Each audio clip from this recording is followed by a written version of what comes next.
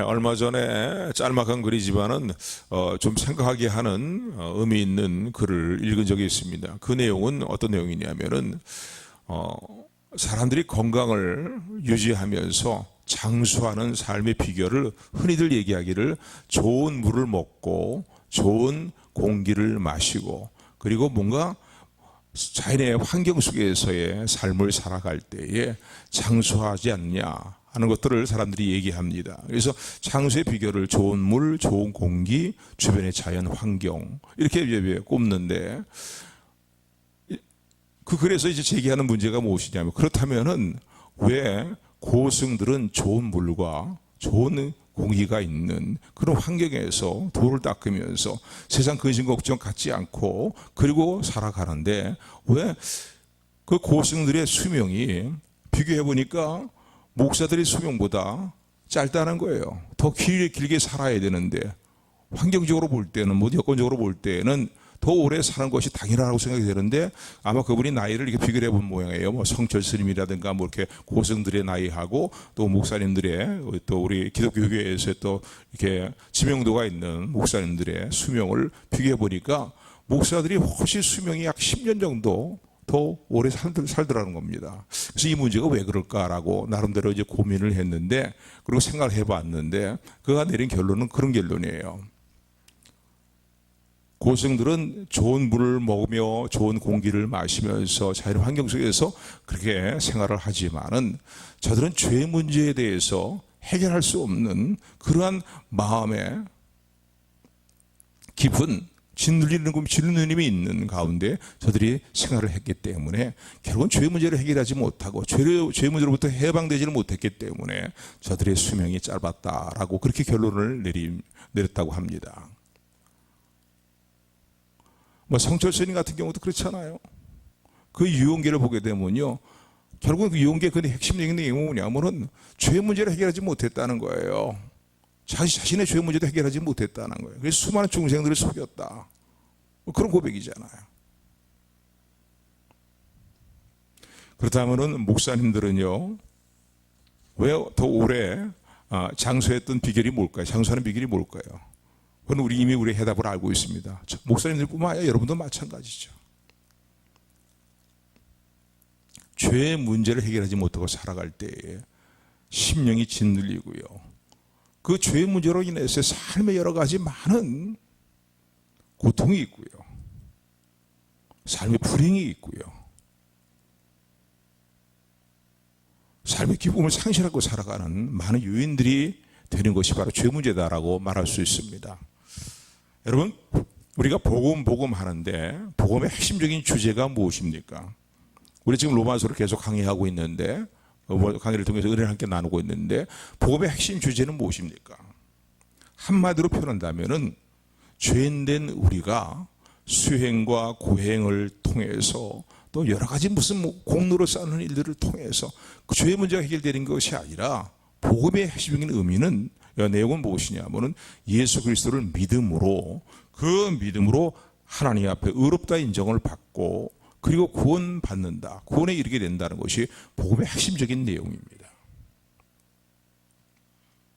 사람이 아무리 구원받기 위해서 하나님 앞에 의인으로 인정받기 위해서 도를 닦고 선을 행하고 인간적인 어떤 윤리적인 선을 행하고 철학과 또 윤리를 추구하면서 여러 가지 많은 것들을 도모하지만은 그 모든 것들이 결국은 인간의 죄에 대한 문제를 해결할 수가 없고 인간의 죄의 문제를 해결하는데 아무런 도움이 없다는 것은 너무나 분명합니다.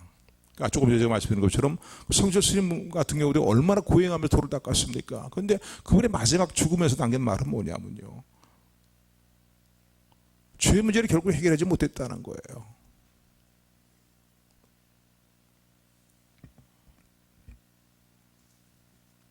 여러분, 우리가 예수 그리스도를 믿음으로 말미암아서 누리게 되는 복이 무엇입니까? 오늘 우리 계속 지금 로마서 5장까지 오면서 계속 살펴봤던 내용은 무엇입니까? 우리가 어떻게 하나님 앞에 의인으로 인정받느냐는 거죠. 그리고 구원을 받느냐는 거예요. 그건 오직 믿음으로만 말미암아 이루어진다는 것입니다. 그래서 우리 행위로 이루어지는 것이 아니라 예수 그리스도를 나의 구세주로서 그리스도로서 믿고 영접하는 그 믿음으로 우리 하나님 앞에 의인으로 인정을 받고 그리고 구원받는다는 사실을 굳건히 붙드는 저 여러분들이 되기를 주님으로 축원을 드립니다. 그래서 우리 4장까지 내용을 살펴보면요, 4장 마지막 부분에 뭘 강조합니까? 아브라함이 어떻게 하나님 앞에 의인으로 인정을 받았냐 이거예요. 창세기 15장에 있는 말씀에 15장 6절의 말씀에 근거해서 그가 행위로서 구원받은 것이 그렇게 하나님 앞에 의인으로 인정받은 것이 아니라는 거죠. 하나님의 약속의 말씀을 달할 수 없는 가운데서도 믿고 바라고 신뢰함으로 말미암아서 그 믿음으로 하나님께 의로 인정을 받았다라는 이제 말씀을 인용하면서 이 하나님 앞에 믿음으로 말미암아 의인으로 인정받는 이 일은 아브라함에게만 속해 있는 것이 아니라 그의 믿음의 자체를 따라가는 우리들에게도 예수 그리스도의 십자가의 죽으심과 부활하심을 이루신 하나님을 믿는 그 믿음을 갖는 우리에게도 그대로 적용이 된다라는 내용의 말씀을 지난번까지 우리가 살펴봤습니다. 우리 한번 볼까요? 로마서 4장으로 넘어가셨어요.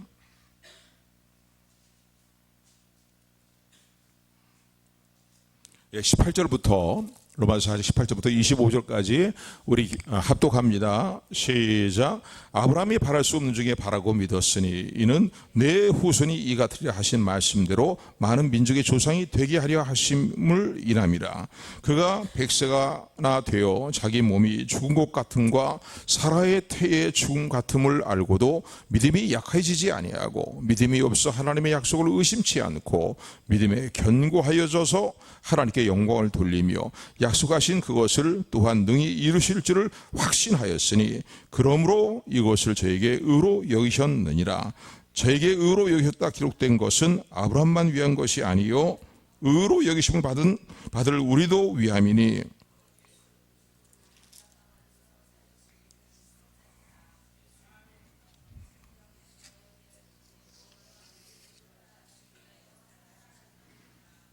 아멘. 그래서 우리가 하나님 앞에 의인으로 인정받고 구원받는 것은 우리의 행위로 인해서 이루어지는 것이 아니고 오직 예수님이 이루신 십자가 대속의 은혜를 믿고 예수님을 나의 그리스도로서 믿고 영접하는 그 믿음으로 말미암아 우리의 구원이 이루어진다는 사실을 더욱더 굳건히 붙드는 저 여러분들이 되기를 주님으로 축원을 드립니다. 근데 이제 오늘 5장에 들어와서는요, 우리가 구원을 받았고 하나님의 의인으로 인정을 받았지만은 우리 이 땅에서 삶을 살아갈 때뿐만 아니라 이 땅에서의 삶을 마치게 될 때에도 하나님께서 우리에게 놀라운 은혜로 함께 하십니다. 그 내용이 오늘 이제 본문에 기록이 되어 있습니다.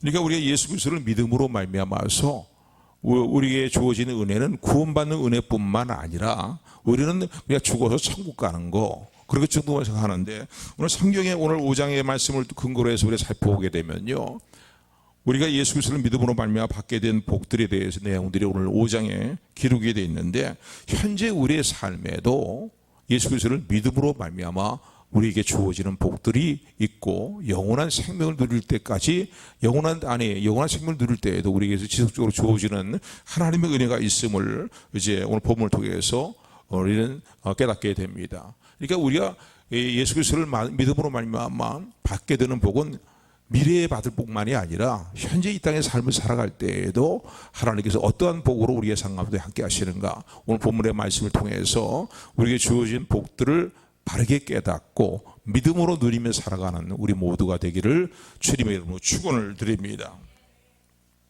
자, 그렇다면 우리가 예수 그리스도를 믿음으로 말미암아서 이 땅의 삶을 살아갈 때 영원토록 우리가 누리게 될 복들이 어떤 것들인가? 단지 구원받는 것뿐만 아니죠. 오늘 본문의 말씀 보니까 하나님과 더불어서 화평을 누리는, 평화를 누리는 그러한 복을 우리가 누리며 살게 된다라는 것을 오늘 본문이 말씀하고 있습니다. 우리 1절 말씀 5장 1절 같이 합독합니다. 시작.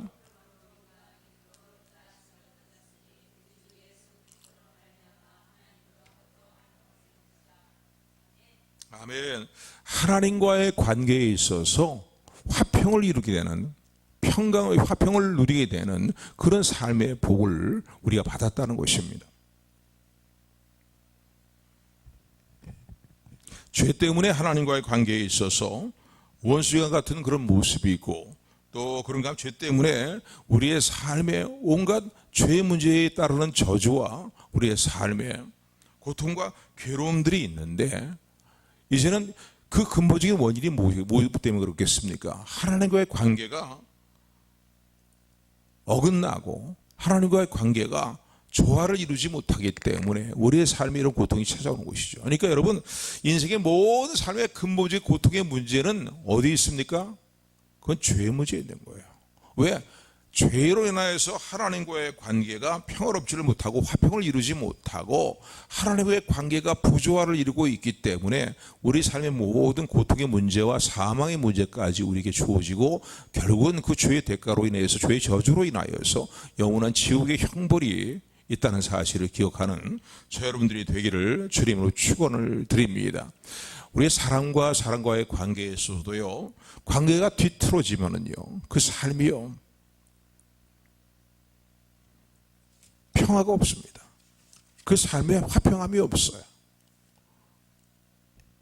사람 아무리 절친한 관계를 할지라도 관계가 뒤틀어져 버리면은요, 그 삶에 무슨 화평함이 있겠습니까? 마음에, 쉽게 얘기하면 마음에 무슨 평화가 있겠습니까? 가족 관계에서 가족 관계가 다 뒤틀어져 버린다면요, 아무리 물질이 많고 명예가 있고 뭐 권력이 있다 해도 그 삶의 진정한 평화를 누리고 있다라고 말할 수 없을 것입니다. 지인과의 관계도 마찬가지죠. 관계가 뒤틀리면요, 모든 것이 다 뒤틀리고 맙니다. 전쟁이 일어나는 원인도 어디 있습니까? 결국은 사람과 사람과의 관계가 뒤틀려 있기 때문에, 조화를 이루지 못하고 뒤틀려 있기 때문에 이루어진 결과들이라고 볼 수 있습니다. 그러므로 죄의 문제가 해결되지 않는다면요, 하나님과의 관계에도 뒤틀리는 그 상태에 있다는 사실을 우리는 기억해야 될 것입니다. 근데 하나님은 어떤 분이십니까? 생사복의 주권자가 되시는 하나님이십니다. 그렇기 때문에 이 죄의 문제가 해결돼야만이 하나님과의 화목함을 이루게 되는 것이에요. 화평함을 누리게 되는 것이에요. 우리는 어떤 삶에 진정한 평강을 상실했을 때에 그 원인을 엉뚱한 딴 데서 찾습니다. 물론 당장 눈앞에 보이는 어떤 문제에서 그 문제를 우리 해결하려고 하는데, 물론 그것도 해결해야 되겠죠. 그러나 근본적인 문제를 살펴봐야 됩니다. 근본적인 문제는 뭡니까? 죄로 인하여서 하나님과 나와의 관계가 뒤틀려 있기 때문에 삶에 고통이 있는 거예요. 삶의 모든 일들이 나와의 모든 관계에서 부조화를 이루고, 그리고 삶의 모든 일들이 꼬이고 말이죠. 힘들고 어렵고 고통스러워지는 겁니다. 성경적으로 볼 때에 아담과 하와가 하나님의 말씀을 불순종함으로 말미암아서 결국은 선악과를 따먹고 죄를 지음으로 말미암아서 하나님과 관계가 뒤틀려 버리는 그런 상황이 되었습니다. 그런데 이 하나님과의 관계만 뒤틀려 버린 것이 아니라 하나님과의 관계가 뒤틀린 부조화를, 하나님과의 관계 부조화를 이루게 되었을 때 어떤 결과들이 나타납니까? 한 몸을 이루고 있는 아담과 하와 사이에도 부관계에 뒤틀림이 있고 부조화가 이루어지게 됩니다. 그러니까 책임을 전가시키는 거예요. 서로에게 책임을 전가시키는 거예요. 저 아담이 줘서 내가 이걸 먹었습니다 말이죠. 그러니까 부부 간의 관계도요, 뒤틀리는 결과가 어디 있느냐? 이거 우리 지혜롭게 잘 생각하셔야 됩니다, 여러분요. 하나님과 화평하지 못하면 모든 고통과 괴로움과 모든 관계의 불화의 문제가 거기서 시작된다는 사실 여러분 기억하시기를 바랍니다. 그래서 우리가 늘 하나님과 관계에서 가장 제일 먼저 모든 문제를 풀어나가는 실마리를 찾는 게 그래서 중요한 거예요. 부부관계에 부조화가 이루어질 뿐만 아니라, 부부관계 부조화가 찾아올 뿐만 아니라 그들이 기거하고 있는 환경과의 관계에도 부조화가 일어나게 된 겁니다.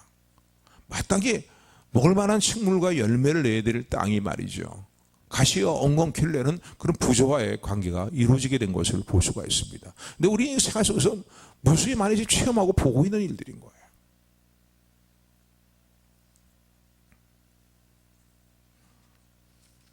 그런데 예수 그리스도를 믿음으로 말미암아 우리가 믿음으로 의롭다함을 받을 뿐만 아니라 우리에게 주어지는 복이 무엇이냐면은 하나님과의 관계에 있어서 화평함을 이루는 놀라운 은총과 복을 우리가 살고 있다는 사실을 감사하는 사람들이 되기를 주님으로 축원을 드립니다.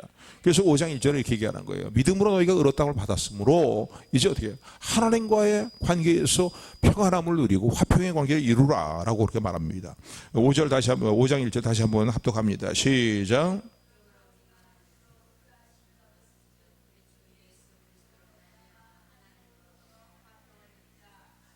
아멘. 그러니까 하나님과의 관계에서 늘 화평을 이루고 있는 그 사람들은 삶의 평안함이 있습니다. 어떤 삶의 상황에서 물론 인간적으로 힘들고 어려운 상황들이 없다는 건 아니에요.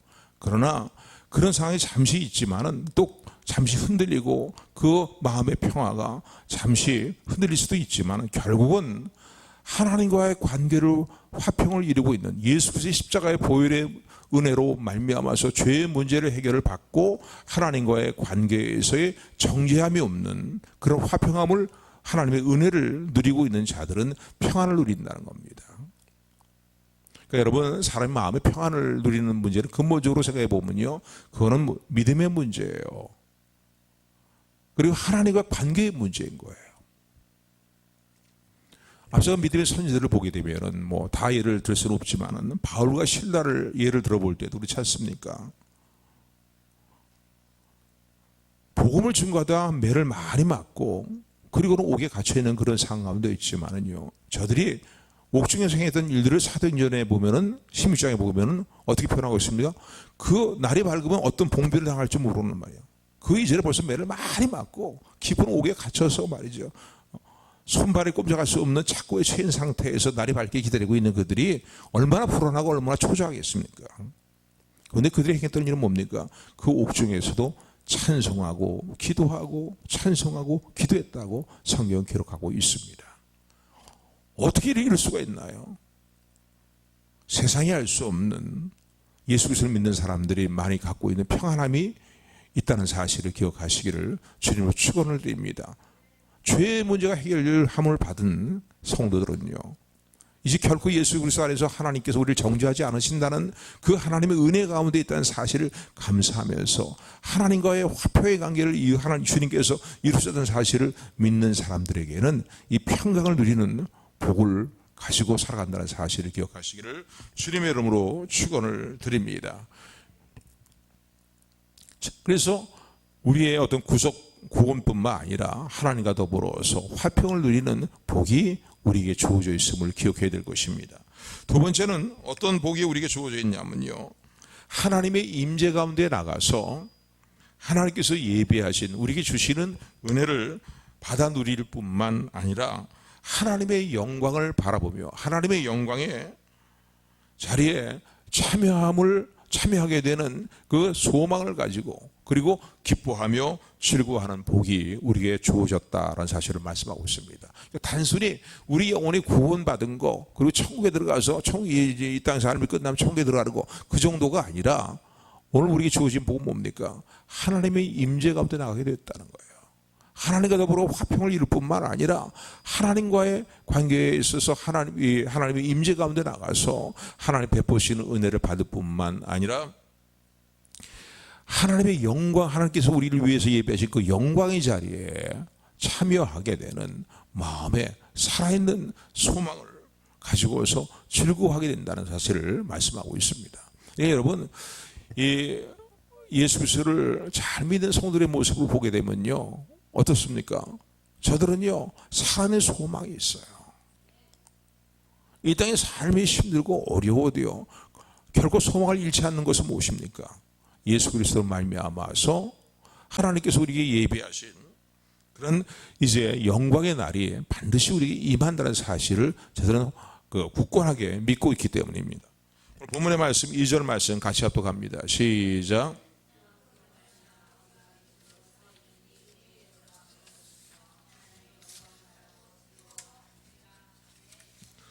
또한 예수님으로 말미암아서 우리가 믿음으로 서 있는 이 은혜의 자리에 얻게 되었다는 거예요. 그러니까 하나님의 임재 가운데 나가게 됐다는 거죠.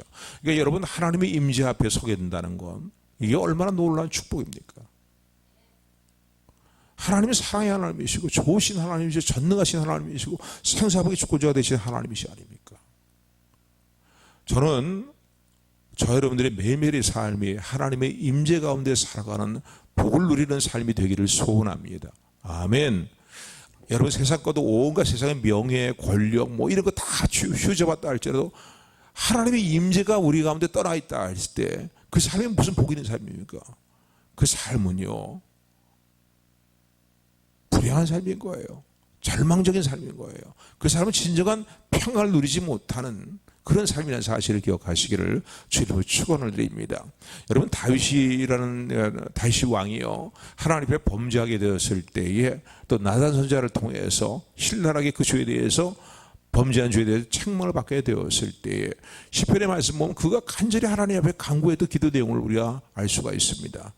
하나님 나를 이 왕자에서 왕의 자리에서 쫓겨나지 않게 해주세요. 내 권력을 잃어버리지 않게 해주세요. 뭐 사람들에게 창피를 당하지 않게 해주세요. 그 기도가 아니라 다윗의 기도로 보면요 하나님의 임재가 주의 영을 나에게서 거두지 말아달라는 거예요. 주의 성신을 내게서 거두지 말아달라는 거예요. 그 말씀 뭡니까? 하나님의 임재가 떠나간 나의 삶은 아무것도 아니라는 거예요. 절망이고 불행이고 고통이고 괴로움이라는 거예요. 그러니까 이 시편 기자 다윗은요 하나님의 임재를 그토록 사모하면서 간구했던 것을 회개하면서 기도했던 것을 볼 수가 있습니다. 그런데 참 감사한 건요 예수님께서요 우리의 죄를 위해서 십자가 대속에 죽으심을 죽으실 뿐만 아니라 히브리서에 보게 되면 히브리서 10장 19절의 말씀을 보면은 우리에게 하나님의 임재 가운데 나갈 수 있는 새롭고 살아있는 길을 열어주셨다는 사실을 말씀하고 있습니다. 히브리서 10장 19절 말씀 우리 같이 합독합니다. 히브리서 한번 찾아보시죠. 히브리서 10장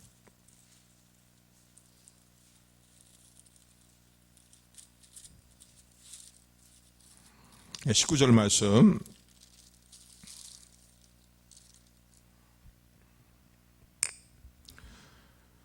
19절부터 20절까지 말씀 우리 같이 합독합니다. 시작. 그러므로 형제들아 우리가 예수의 피를 힘입어 성소에 들어갈 담력을 얻었나니 그 길은 우리를 위하여 휘장 가운데 열어놓으신 새롭고 살아있는 길이요 휘장은 그곳 저희 육체니라. 이게 무슨 말씀이냐면 예수님 십자가에서 대속의 죽으심으로 말미암아서 하나님의 임재 가운데 지성소에 나가는 길이 열렸다는 거예요. 그러니까 이 성경을 보게 되면요 예수님께 십자가에서 운명하실 때에 이때 삶을 달리하실 때에 성소의 휘장이 위로부터 아래로 갈라졌다고 그렇게 말씀하고 있습니다. 이 성소의 이 성전의 구조를 보게 되면은 이 성소가 있고 그리고 지성소가 있습니다. 그런데 그 성소도 아무나 못 들어가죠. 제사장들 외에는 들어가지는 못하는데 또 지성소에는요 대장이라 할지라도 함부로 들어갈 수 없고 1년에 딱 한 차례 온 백성들의 대속죄일에 속죄의 제물을 가지고 한 번 들어갑니다.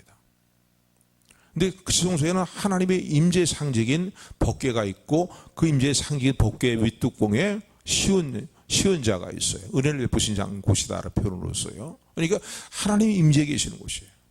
그런데 그러니까 인간은 자기 스스로 함부로 그 하나님의 임재 가운데 나갈 수가 없는 그런 모습을 우리가 보여주고 있습니다. 죄의 문제 때문에 그렇죠. 그런데 예수님의 십자가에서 우리 죄를 위해서 대속의 죽으심을 죽으셨을 때에 일어난 일이 뭡니까? 성소의 휘장이 갈라졌다는 것입니다. 위에서부터 아래로 성소의 휘장이 갈라졌고 그리고 이제는 율법을 행함으로 말미암아 하나님 앞에 나갈 수 있는 임재 가운데서 나갈 수 있는 것이 나갈지 못했던 우리들이 이제는 율법의 행함이 아니라 예수 그리스도의 보혈을 의지하여서 하나님의 임재 가운데 담대히 나갈 수 있는 길이 새롭고 살아있는 길이 우리에게 열렸다는 사실을 지금 말씀하고 있는 것입니다. 아멘. 그러니까 여러분 오늘도 여러분들이요 천주교에 보면 뭐 고해성사라고 그러잖아요. 고해성사. 그런데 저는 이런 게 참 그런 거예요. 뭐하러 천주교 스님 신부한테 가서 고해성사를 합니까? 다 동일한 죄인들인데. 성경에 분명히 말하고 있잖아요. 예수 그리스도를 믿음으로 말미암아서 하나님의 임재 가운데 담대히 나갈 수 있는 길이 우리에게 열렸다는 사실을 새롭고 살아있는 길이 열렸다는 사실을 우리에게 분명히 말씀하고 계십니다. 그러니까 우리의 신앙을 가지고 예수 그리스도를 보혈을 믿는 신앙을 가지고 하나님 앞에 나와서 우리의 죄를 고백하고 하나님과 직접 대면할 수 있는, 하나님 임재 나갈 수 있는 길이 우리에게 열려 있음을, 이런 놀라운 복이 우리에게 주어졌음을 감사하는 저 여러분들이 되기를 주님으로 축원을 드립니다. 그래서 하나님의 임재 가운데 나갈 수 있는 거예요. 그리고 임재 가운데 나가니까 하나님께서 어떻게 해요? 은혜를 베푸시잖아요. 그 아까도 말씀드린 것처럼 법궤의 윗뚜껑에 가운데에 장소가 뭐냐면 시은자예요. 하나님께서 은혜를 베푸신 장소라는 거죠. 그러니까 하나님의 임재 가운데 나갈 때 하나님께서 우리에게 은혜를 베푸시고 사랑을 베푸시고 긍휼히 여기신 은혜로 함께함을 감사하는 여러분들이 되기를 소원합니다. 그러니까 가장 놀라운 복은요, 하나님의 임재 가운데 살아가는 겁니다. 우리와 함께 임만을 하시는 하나님의 은혜, 하나님의 임재 가운데 살아가는 복이 우리에게 주어졌음을 참으로 기억하며 믿음으로 이것을 누리며 감사하는 저 여러분들이 되기를 소원합니다. 이런 복들이 예수 그리스도를 믿음으로 말미암아 단순히 우리의 천국에서 나중에 죽은 다음에 천국에 들어가는 구원 정도가 아니라 지금도 우리에게 베푸시는 하나님의 놀라운 복들이, 은혜가 우리 가운데 함께하고 있음을 감사하는 저 여러분들이 되기를 주님의 이름으로 축원을 드립니다. 세 번째는요, 환난 중에서도 즐거워하면서 소망을 붙들게 하시는 복이 우리에게 주어졌다는 사실을 오늘 본문은 말씀하고 있습니다. 3절부터의 말씀인데, 우리 3절부터 다시 로마서 5장으로 넘어가서요, 5장 3절부터 5절까지 말씀 우리 같이 합독합니다. 시작.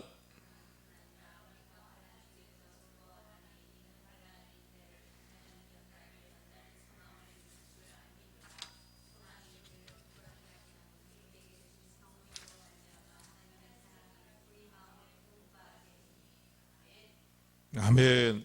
여기 보니까 3절부터 보니까 다만 이뿐만 아니라, 그러니까 하나님과 더불어 화평을 누리고 또 하나님의 임재 가운데 나가서 은혜를 받고 그리고 또 하나님께서 예비하신 영광에 참여하게 되는 그러한 살아있는 소망을 갖게 될 뿐만 아니라, 이런 복이죠. 뿐만 아니라 환난 가운데서도 우리가 즐거워할 수 있는 복을 우리가 받았다는 사실입니다. 아멘. 그러니까 여러분, 거듭난 우리에게 주어진 환난의 모든 시간들은요, 결코 헛된 시간들이 아니고 우리를 더욱더 아름답게 다듬으시고 연단하시고 결국은 우리가 굳게 붙들어야 될 살아있는 소망을 붙들게 하시는 하나님의 사랑으로 말미암아 주어진 그러한 시간들이란 사실을 기억하는, 깨닫는 저 여러분들 되기를 주님의 축원을 드립니다. 아멘. 그러니까 환난이 우리에게 주어져도요, 여러 가지, 야고보서 1장 그렇게 말하잖아요. 너에게 여러 가지 시험이 왔을 때에 온전히 기뻐하고 즐거워하라는 거예요. 왜? 명이 굉장히 뭔가 역설적인 그런 이제 교훈같이 생각이 되는데 사실이 그렇거든요. 그 환난과 시련들이 너희를 하여금 너희 믿음을 연단하고 정 같은 믿음으로 너희를 세우기 때문이라고 야고보서의 말씀 그렇게 말씀하고 있습니다. 그러니까 환난 가운데서, 세상 사람들이 환난 가운데 즐거워할 이유가 없잖아요. 환난과 그 시험 가운데 세상 사람들이 그거 즐거워하겠습니까? 근데 성도는 즐거워할 수 있는 복을 이미 받고 있다는 거예요. 왜? 하나님께서 모든 걸 합력해서 우리에게 선을 이루시는 하나님의 선하신 사랑의 섭리 때문이라는 사실을 감사하는 사람들이 되기를 소원합니다. 그래서 예수를 믿음으로 말미암아서 오늘 우리가 누리게 되는 복은 무엇입니까? 환난 가운데서 즐거워하며 즐거워하는 가운데 우리가 연단되어지고 그리고 살아있는 소망을 굳건히 붙들게 된다는 사실을 기억하는 여러분들이 되기를 주님의 축원을 드립니다. 그러니까 우리가 환난의 시간들이 때로는 우리에게 필요한 거죠. 그러니까 이 성경 주석가 가운데 베이컨가요? 그러는 분이 그런 얘기를 했다고 합니다.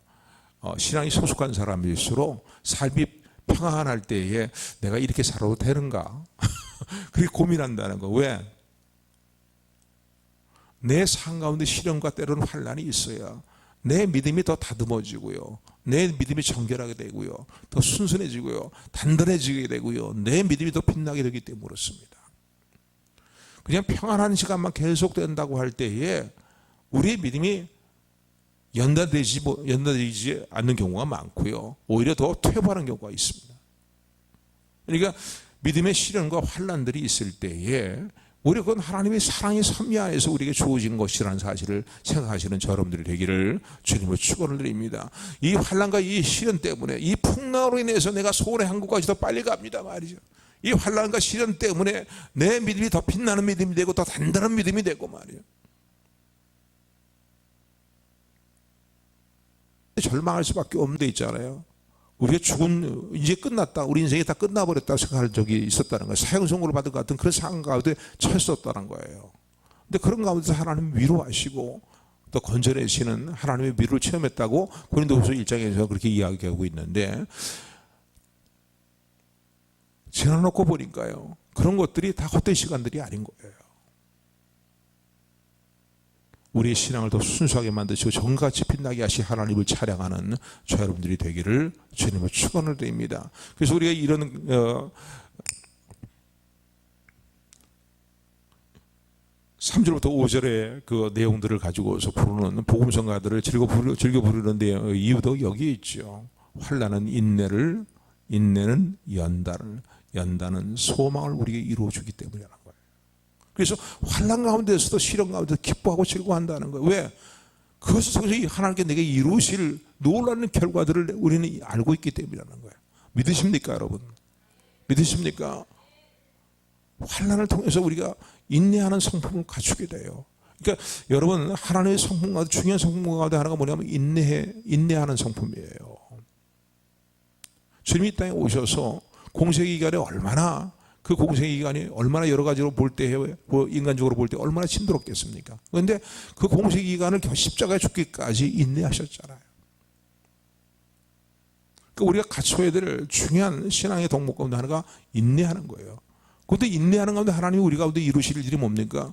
우리의 신앙을 연단하시고 순수하게 만드시는 거예요. 그리고 소망을 갖게 되는데, 살아있는 소망이죠. 이 땅의 삶이 여러 가지 많은 일들을 만나게 될 때에도 하나님이 나의 이 문제에 대해서 반드시 돌아보실 것이다. 또 내가 생각하는 것보다 더 좋은 곳으로, 더 후한 곳으로 내 삶 가운데 역사하실 것이다 라는 소망을 결국 붙들게 됩니다. 그러나 공식인 우리의 소망은 어디에 있어요? 공식의 소망은요, 이 땅의 삶을 마치게 되었을 때에 우리를 위해서 초소로 예배하신 주님께서 우리를 영접하시고 영원한 초소로 우리를 영접하시는 것이 우리의 영원한 궁극적인 소망인 것을 기억하는 여러분들이 되기를 소원합니다. 그러니까 소망이 부끄럽지 않다는 거예요. 그게 헛된 소망이 아니기 때문에. 그래서 성경에 보면 살아있는 소망을 표현하고 있습니다. 헛된 소망이 아닌 거예요. 그래서 소망이 부끄럽지 아니하면, 소망이 우리를 부끄럽게 하지 않는 이유는 무엇이냐 하면은 하나님의, 오늘 본문의 말씀, 하나님의 사랑이 성령으로 말미암아 우리 마음에 부어진 바 됩니다라고 이제 5절에 보면 그렇게 말씀하고 있습니다. 그러니까 우리 안에 지금 하나님 사랑이 어떻게 와 있어요? 성령으로 말미암아서 하나님의 사랑이 우리 삶 가운데 부어졌다는 거예요. 아멘. 우리 안에 성령님 계시잖아요. 그죠? 그런데 그 성령께서 우리 가운데서 계속 우리 어떤 일을 행하십니까? 우리를 가르쳐 주시고 진리 가운데로 인도하시고 주의 말씀이 기억나게 하시고, 뿐만 아니라 주의 뜻대로 행하도록 우리 마음에 감동과 감화를 하시고, 우리가 기도할 수 없을 때에, 기도할 바를 알지 못할 때에 말할 수 없는 탄식으로 우리 친히 기도하시고 간구하시고, 또 우리가 하나님의 자녀가 됐다는 이제 인침표로서의 보증으로서 우리를 늘 증거하시고 봐요. 우리가 하나님 자녀라는 사실을 우리 안에 계신 성령님께서 늘 증거하시잖아요. 그리고 하나님의 영원한 기쁨을 물려받는 하나님의 후사, 상속자라는 사실을 보증하시는 보증의 표로서 성령의 인치심이 우리 가운데 있음을 감사하는 여러분들이 되기를 소원합니다. 그러니까 이런 하나님의 사랑이 우리 가운데 부어져 있기 때문이에요. 그래서 환난 가운데 즐거워한다는 겁니다. 우리가 아직 6절과 8절과 10절의 말씀 보니까 우리가 아직 연약할 때에, 우리가 아직 죄인이 되었을 때에, 우리가 하나님과 관계에서 원수 같은 모습이 되었을 때에 하나님께서는요, 독생자 성자 예수님을 나 같은 죄인을 구원하시기 위해서 십자가에 죽는 자리에 내어주셨습니다. 내가 잘 나갈 때에 뭔가 내가 뭐 선하고 윤리적으로 도적으로 말이죠 올바르게 막 살아갈 때에 뭔가 사람들이 칭찬을 받고는 선한 일들을 많이 쌓을 때에 그럴 때가 아니라 하나님이 독생 성자 예수님을 나를 위해서 내어주신 사랑을 나타내실 때가 어느 때 나타나셨냐 이거예요. 열악한 삶을 살고 있었을 때에, 경험치 못한 죄인된 삶을 살고 있었을 때에, 원수 같은 하나님과의 관계에서 그런 삶을 살고 있었을 때 나를 사랑하시는 하나님의 사랑을 하나님께서는 예수님의 십자가에 죽는 자리에 내어주시는 일을 그 구원의 사건을 통해서 우리의 하나님의 사랑을 확실히 증거하셨다고 로마서 5장 8절로 그렇게 말씀하고 계십니다. 그래서 우리가 믿음으로 의롭다함을 받을 뿐만 아니라 이게 확실한 거예요. 왜? 우리 행위가 아니잖아요. 우리가 잘냈을 때, 잘하고 있었을 때가 아니라 우리가 죄인 되었을 때, 원수 같은 모습으로 살고 있었을 때에, 경험치 못하고 연약한 모습으로 살고 있을 때에 예수님이 십자가에 죽는 자리에 우리의 죄를 지고 나가셨다는 사실입니다. 그러니 우리의 행위로 구원받는 게 아닌 것은 너무나 분명하지 않습니까? 예수 그리스도의 놀라나 예수를 통해서 나타내신 하나님의 놀라운 사랑과 은혜로 말미암아서 그것을 믿는 믿음으로 말미암아 우리가 구원받았음을 감사하는 저 여러분들이 되기를 소원합니다. 그뿐만 아니라 예수 그리스도를 믿음으로 말미암아서 우리에게 주어진 많은 복들을 조금 전에 살펴보았습니다. 하나님과의 화평을 누리는 관계에서 화평을 누리는 뿐만 아니라 하나님의 임재 가운데 나갈 수 있는 복이 우리에게 이미 주어졌어요. 여러분들의 기도로 하나님의 임재 가운데 나갈 수 있는 거예요. 여러분들이 하나님 찾을 때 하나님은 몇 단계 거쳐서 내게로 오라 이렇게 말씀하시는 게 아니라 만나주시는 거예요. 예수 그리스도 안에서 말이죠. 이게 얼마나 놀라운 복들입니까? 세상 사람은 다 그게 무슨 복이야 저주지 막 이렇게 생각할지 모르겠지만은 환난의 모든 문제도 예수 그리스도 안에서 예수로 말미암아서 살아있는 소망으로 바꿔주시는 하나님을 찬양하며 이 우리에게 주어진 이 놀라운 복들을 깨닫고 믿음으로 누리며 주님 앞에 서는 그날까지 흔들리지 말고 더욱더 예수 그리스도를 나의 그리스도로서 믿는 믿음을 굳건히 붙들고 나가는 믿음의 사람들이 되시기를 주님으로 축원합니다. 축원합니다. 은혜의 하나님